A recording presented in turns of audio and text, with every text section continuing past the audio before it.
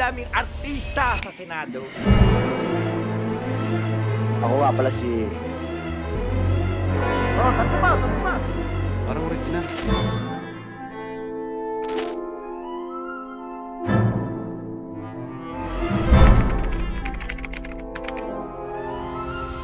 Yung mga sikat na mga artista ang namamayagpag sa Senado.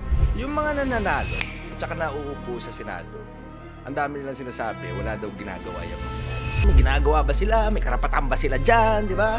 Qualified ba sila? Pati nga sa Congress, di ba? Porkit artista na, wala na, ganon? Ano? Ganon kaliit tingin nyo sa mga artista? Hirap kaya maging artista, no? Kung may artista, celebrity, na dapat iluklok ngayon sa Senado, sino?